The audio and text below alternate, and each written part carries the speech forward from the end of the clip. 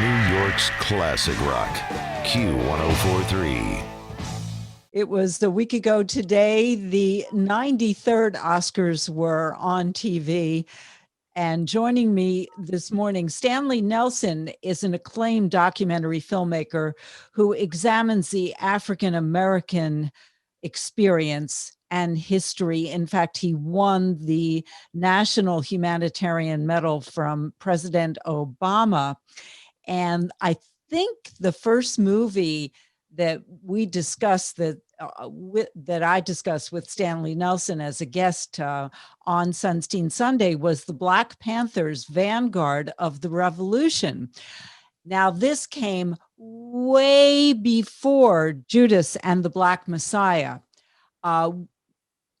So I had already known of the Black Panther Party true experience, also through my own experience, because as an anti-war activist in Philadelphia, we shared an office with the Black Panther Party. So what I saw of the Black Panther Party as a teenager was feeding school children, giving them free breakfast and the free medical care in the community. It was not the Black Panther Party that was portrayed in the media. So I thought it would be interesting to have Stanley Nelson come on, because Judas and the Black Messiah, of course, won Best Supporting Actor for Daniel Kaluuya.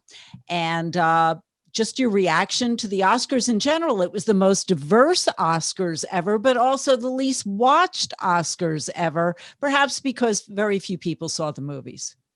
Yeah, I'm not exactly sure, what combination of things go into the kind of waning popularity of the Oscars and people watching. I think there's a number of things. I also think, this was such a weird year because we really can't watch films, in theaters. So I think that there was a lot of that. I think that the Oscars are trying to change and trying to, project themselves into the 21st century, but I think it's a slow process, and that we know, in the documentary category, what won was a film, a nature film, basically, My Octopus Teacher, and those are always good, the Penguin film of a number of years ago, are big hits.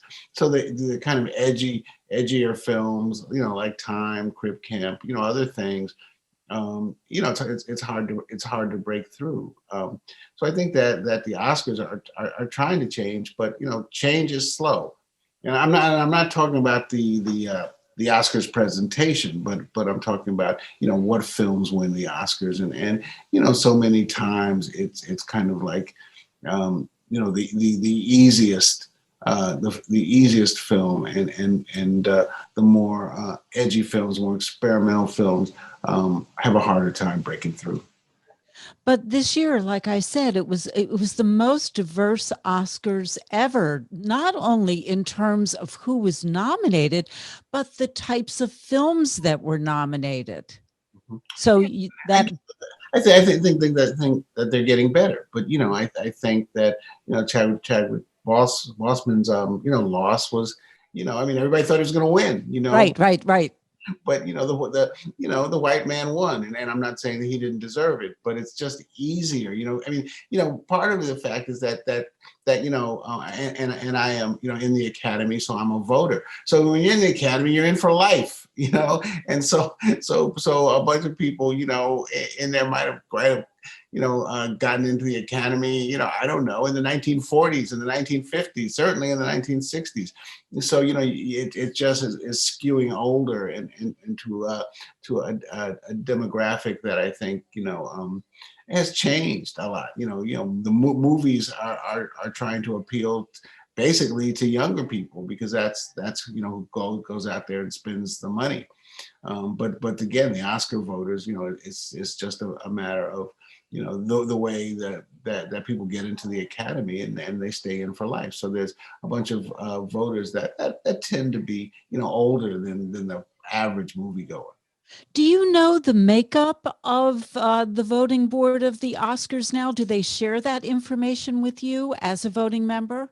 No, I mean, it's kind of secretive, and in a way, for reasons, so that, I mean, I think there's like 9,000 voting members or something like Wow. that, and so that you can't appeal to them directly. I mean, if they told you everybody's name and phone number, you could have people call them up, and so it's a little bit more complicated than that. Although,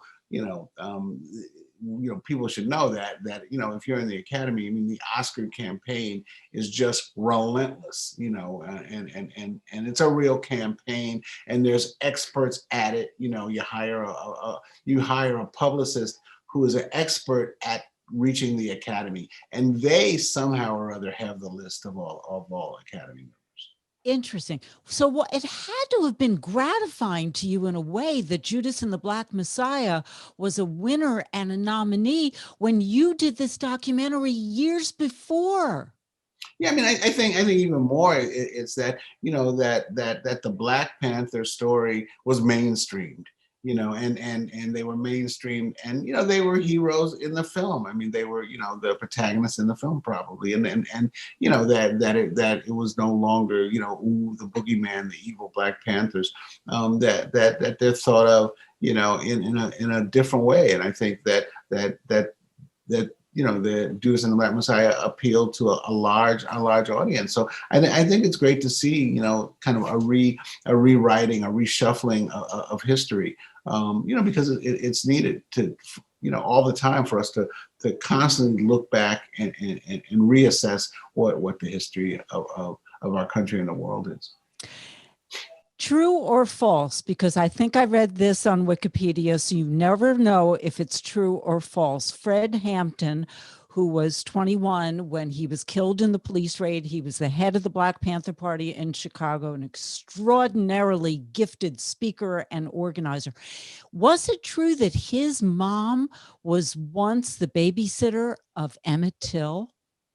I had heard that. I had heard that, and I had heard that she was friends with Mamie Till, Emmett Till's mother. Yeah, yeah. I mean, what's not known, and I don't think it's even said in Judas and the Black Messiah, was that Fred Hampton was a youth leader in the NAACP.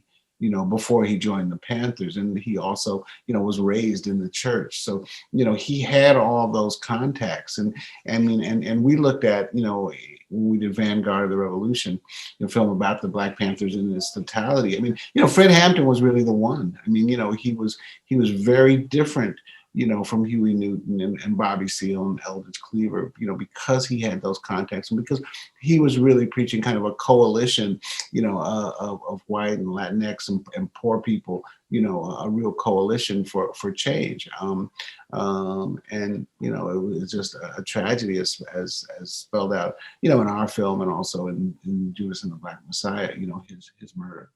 Anything else you'd like to add, Stanley Nelson? No, I mean, I think that I don't mean to be too down on the Academy, because I think the Academy is changing. It's really done a really good job in the last few years of trying to get more minorities in as voting members, trying to get more women as voting members, and I think it's important, because I think that if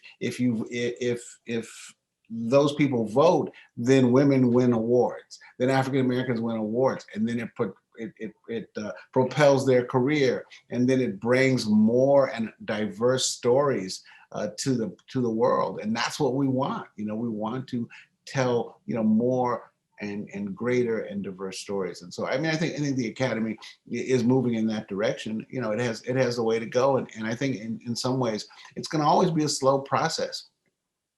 Thank you so much, Stanley Nelson. And coming up next, I'm actually going to replay an interview I did with Jessica Bruder of Montclair. She was the writer of the book Nomadland: Surviving America in the 21st Century, which was the basis of the movie Nomadland, winning 6 Oscars.